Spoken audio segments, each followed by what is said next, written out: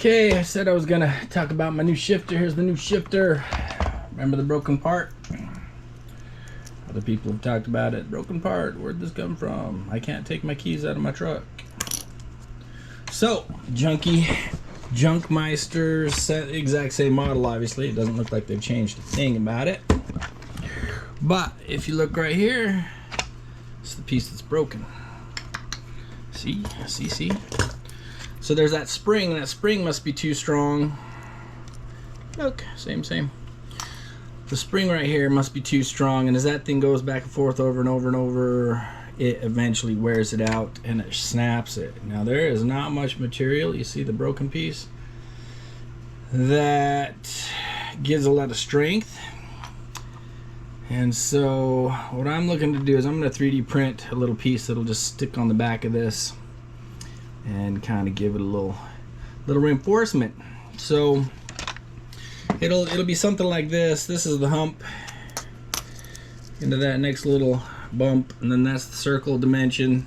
I know my writing's terrible, but I just threw it together while I was getting things ready. And then like I say, it'll sit right on the top of here, on the top, and then it will glue to the side of this, because that's the only thing you have available is the side of it. So you see this guy, only to the side of it, because it like steps in.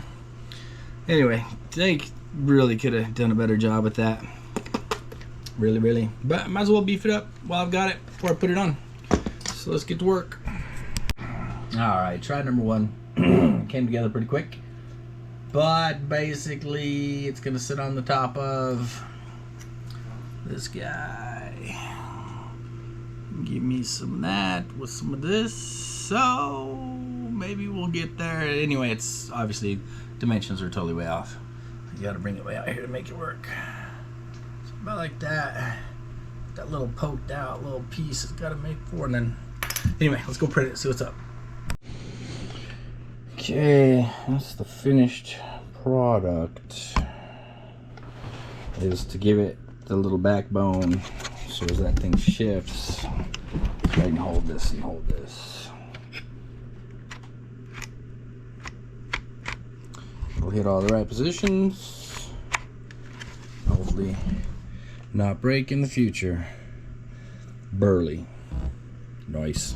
You just, you know, I made 2 little samples, test fitted them, adjusted them, got something nice and tight. Use super glue lightly, and then you add some back later and it'll kind of fill in the gaps, but that stuff's pretty burly, pretty strong that way. Should be solid, good to go. Nice. So just a quick take on this. Like I said, I glued that thing forward. See that little dial? It rotates inside the spring. Right now it won't move, but if you have yours broken, you can move it. So what I did is I reconnected it, found the position in which it would let me remove the key, and then glued it to the spring. A little, again, super glue. And it keeps it in place, and I was able to use this. Technically I could have kept driving just fine with this and using this, but that's how you make it work till you get the proper fix. Or just do this. I don't know which one's the best, because they're not cheap. So the new shifter's in, everything works tidy, it's nice and pretty. Everything, I cleaned up all the switches, all the fun stuff. Starting to wonder, there was another issue I was chasing with when I'd back out of my driveway. The first shift of the day, wasn't every time, but there were times where it became pretty consistent, like 70-80% of the time. I'm on an incline, I back up, it would shift hard after I'd back out and go forward, and it would kind of hit. And I mean, like, hit pretty noticeable, like something's wrong. And potentially, I'm wondering if I had to do with that little switch that we just fixed. Don't know how that would be the case, but I mean, I've had a transmission fixed. That was because the sensor went south. Had a T-case replaced recently, just because of that backup issue. I was able to take some ramps down and let them park my truck and then back up and feel it hit. So like, it's probably a T-case. So I had them replace that. The reason why that's a perk is because I've got the extended warranty on there from Route 66 that I covered like $3,000 of like the $12,000 job to do the transmission and the steering, they rebuilt that. It said it was leaking oil. So, you know, $3,000 is a lot better than the $12,000, $13,000 job that turned out to be. I got a T-case, didn't pay anything for that. All replaced and done. I've had axles replaced. So, have I got my money's worth? Absolutely. But she's been shifting smooth with the backing out of the driveway, going into first. Don't feel it. Just so butter smooth the way I remember it. So, it's a stretch, but the only thing that really